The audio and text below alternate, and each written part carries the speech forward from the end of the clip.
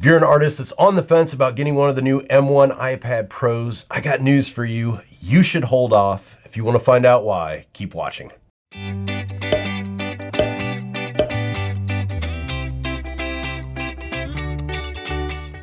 So the new M1 iPad Pros are out, but even more exciting is that the new Procreate update just dropped, which takes advantage of the new hardware. But honestly, these are such a disappointment, and let's find out why. So I know tons of artists were super excited by the announcement of the new M1 iPad Pros because of the increased RAM.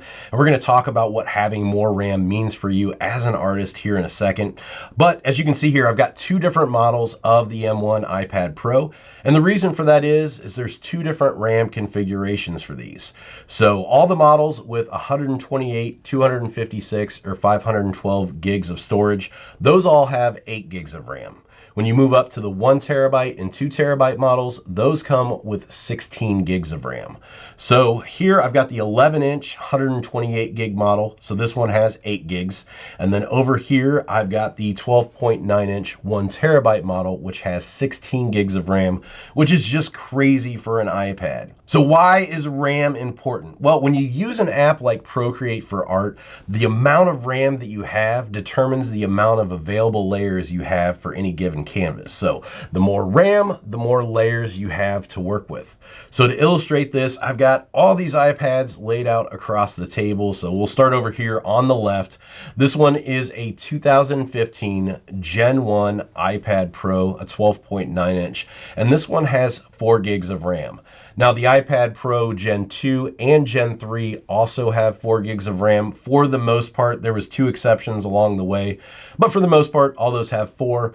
Also, to kind of keep in mind here as well, the newest iPad Air also has 4 gigs of RAM. So you're going to get the same number of layers in Procreate with the newest iPad Air as you would with the Gen 1, Gen 2, or Gen 3 iPad Pro.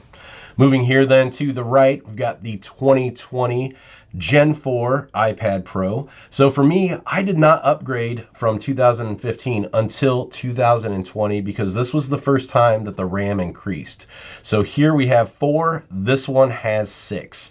So that was the first time I actually saw a benefit in Procreate having extra layers. That's why it took me 5 years to upgrade. I don't upgrade every single year, every single cycle. This is the first time that I've actually upgraded year on year. So this year, we've got the 2021 M1 iPad Pros. We got 4 gigs here. We've got 6 gigs here. Like I said, we've got 8 gigs with the 128, 256, and 512 gig storage models, and we've got 16 gigs over here. So in theory, and what we've learned so far about the way Procreate and apps like that work, is the more RAM that we have, the more available layers in Procreate. So with the model with the 8 gigs of RAM, we should have more layers in Procreate here than what these two give us. And then moving down here to the 16 gigs, we should have more in this than any of the other ones here on the table in theory, but I can tell you that's not the case, and that's why these are so disappointing. So let's go ahead, open up Procreate, and let's take a look at what we get on each one. So one canvas size that I use quite a bit because I do merch by Amazon is a 4500 by 5400 pixel canvas at 300 DPI. So let's go ahead and do 4500 by 5400. This gives us a maximum number of 18 layers with the 4 gigs of RAM. Over here, 4500 by 5400 at 300 DPI gives us 23. So we've got an extra 5 here, moving from the 4 to the 6 gigs of RAM. Now with our 8 gig M1 iPad Pro that just came out with the new Procreate update, 4500 by 5400 gives us 30 maximum layers. So we did move up from this. We've got 18 to 23 to 30. Now, of course, with this having 16, that should give us a lot more than even this. But unfortunately, that is just not the case. 4500 by 5400 gives us 30 available layers, just like we have over here, 30 available layers. So sure, it's great that the 8 gig gives us more layers than the 6 gig, that's expected, but having the 16 give us the same results as the 8 is really disappointing, so why is that? So of course, when the update went live, Procreate announced it on their official Twitter account, and of course, then the comments started rolling in asking, why am I getting the same results from the 16 gig as I am from the 8 gig? What the heck's going on? And this was Procreate's response. As of now, all M1 iPads have the same amount of RAM available. As soon as we have access to more, we'll pass that on to you. So that's right, even though the 1 terabyte and 2 terabyte models have double the RAM of the other models, app developers are only given the exact same amount of RAM to work with, despite the difference in these two. So if you remember when I was talking about the Gen 1, Gen 2, and Gen 3 iPad Pros, I said those had 4 gigs of RAM in most cases. The difference being the Gen 3 iPad Pro 1 terabyte model actually had 6 gigs of RAM. However, Apple did not allocate those extra 2 gigs to the app developers. It just recognized it at 4, and we're kind of seeing the same thing here with the new M1s. It's becoming very apparent too, these limitations are all on the Apple side of things.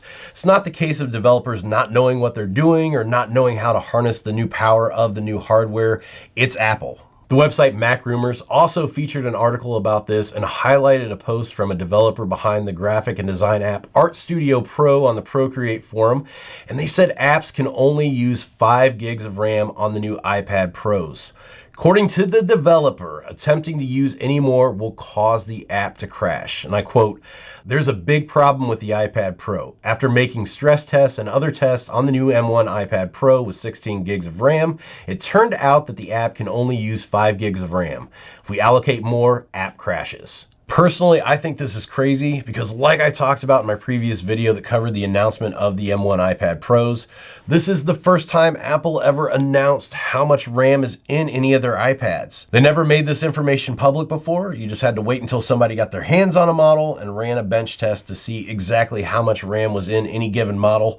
For them to go on stage during the keynote, announce 8 and 16 gigs of RAM available, even have it on a slide behind the presenter, and then not make the RAM available to developers is super, super nuts. So there's a lot of talk about this on the forums already, and a lot of people have the opinion that this might be a limitation caused by the current iPad OS, which of course could get an update, especially since we're right around the corner from Apple's developer conference coming up in June. So will we get an iPad OS update that gives developers access to that extra RAM that's in the 1 terabyte and 2 terabyte versions? If you haven't bought one of these M1 iPad Pros yet, I would suggest you hold off until we know the answer. Last year's Gen 4 2020 model is still an awesome choice. Plus, if you don't need that bigger screen, if you don't need as many layers, like I said before, the newest iPad Air has the same RAM that was in the 1, 2, and 3 Gen Pros, which gives you a ton of layers to still work with. It's going to save you money too, so if you don't need the max number of layers and you don't need the bigger screen,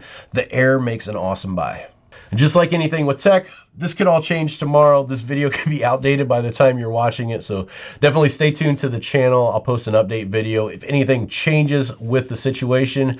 Hopefully Apple will allow developers more access to that extra RAM and those 16 gig models. I'm excited for it. That's what I bought it for, and I want to be able to use it. So what do you think about the situation? Weigh in the comments. Did you happen to buy the 16 gig model and fork out the extra money because you expected bigger and better things for more RAM? Let me know. I want to hear about it. So that's it. Hopefully you guys found today's video informative. If you do, make sure you give it a thumbs up, subscribe to the channel, and hit that bell for notifications so you can get alerted when I post new videos. As for me, I can be found online at bjaydell.com as well as on Instagram and Twitter at bjaydell. So until next time, keep creating.